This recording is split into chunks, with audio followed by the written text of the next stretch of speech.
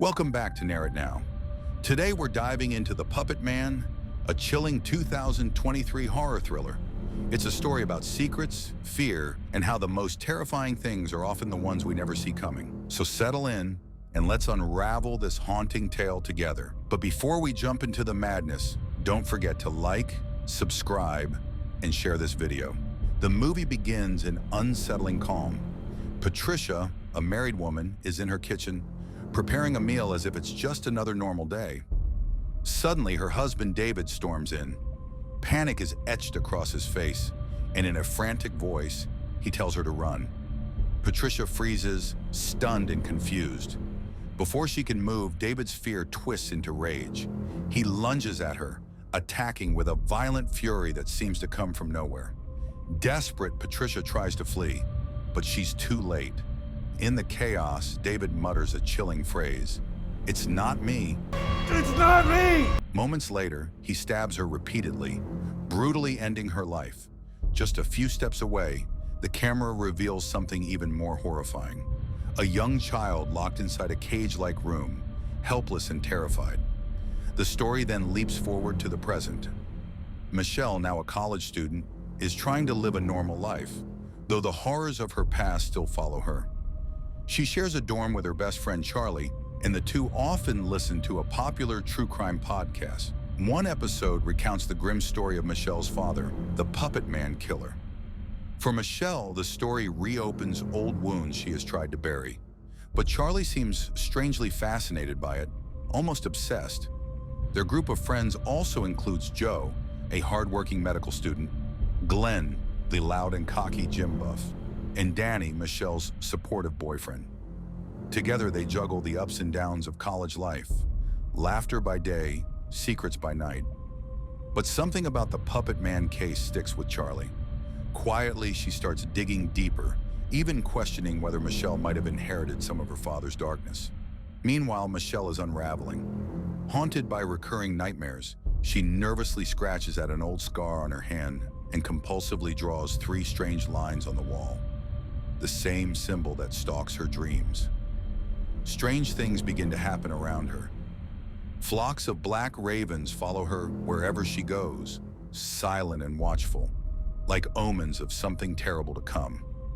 One night, the group manages to sneak alcohol despite being underage. Later, Danny walks Michelle back to her dorm, but when she invites him in, he declines, leaving her alone. Inside, Michelle notices odd messages on Charlie's laptop.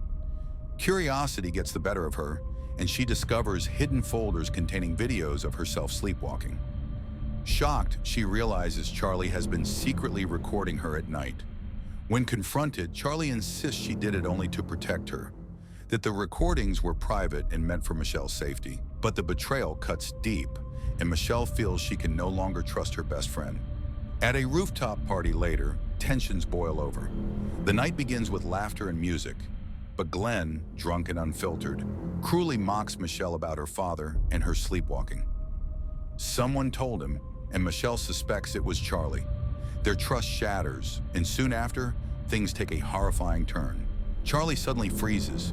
She whispers that she can't move, as though an unseen force has her in its grip. At first, the group thinks she's joking, but terror fills her eyes. In an instant, she's yanked backward, helplessly falling from the rooftop. Her death is instant and brutal. Can't move. Please, help. Michelle is questioned by police. Shaken, she recalls the terror in Charlie's eyes just before she fell, a terror that seemed aimed at her. Before she fell, I saw it in her eyes. It was the same thing, the exact same thing I saw in his eyes. Afraid of what? Of me. Back in her dorm, the black ravens return, slamming into her window in the night as if trying to break through. Danny grows increasingly concerned. When Michelle disappears in a sleepwalking trance, he finds her on the rooftop, standing at the edge ready to fall. He pulls her back just in time, saving her life. Desperate for answers, the group seeks out Charlie's mother, who reveals that Charlie had secretly been meeting with a psychic named Ruby. Hello? It's for you. Hello. Mrs. Michael, we need to talk. Following the lead, they visit Ruby's home. There, Michelle notices a book on the shelf, The Cult of Doulos, bearing the same cryptic symbol she's been drawing in her sleep. The group convinces Ruby to hold a seance, hoping to contact Michelle's mother, Patricia. But during the ritual, Ruby is overtaken and scribbles a chilling message. Patricia Hinton, will you lead us?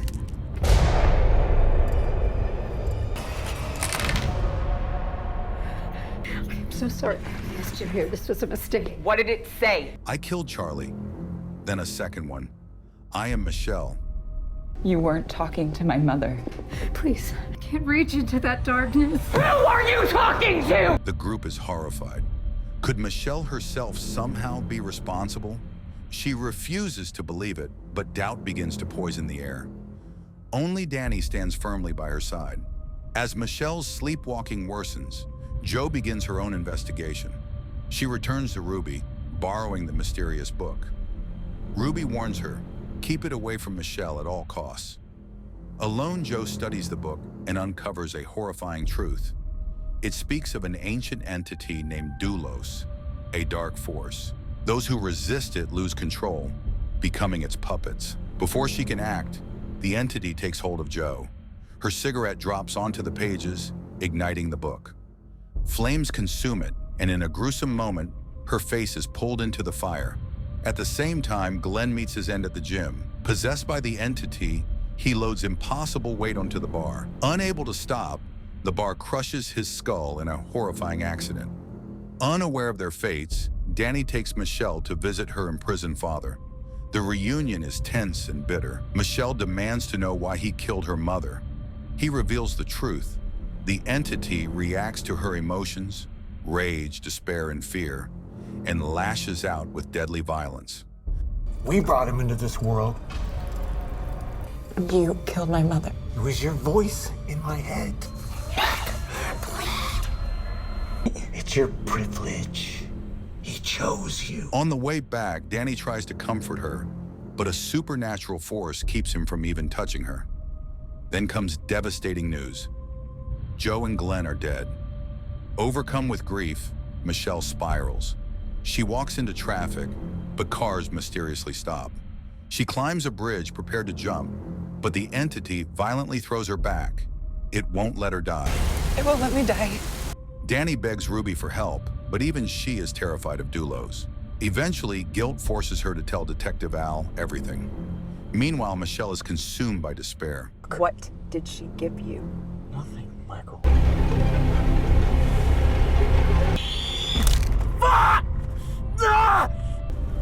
She's a clever witch. No. Stop lying. Read. Take her away from people. At the police station, she confesses to the murders and begs an officer to end her life. But the entity takes control of him, forcing him to shoot himself.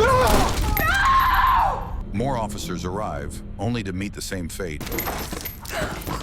Detective Al arrives just in time to tranquilize Michelle and bring her to Ruby. Ruby realizes the sedative weakens the entity's grip, but the only solution seems grim, killing Michelle. Ruby warns that even in death, the entity may not let go. During one last seance, Michelle remembers her father once saying he wanted to be the vessel for the entity. With that memory, a desperate plan forms. If they can transfer Doulos into her father during his execution, they might finally end it. On the day of the execution, Michelle visits her father. Through tears, she begs him to take the entity back. He agrees.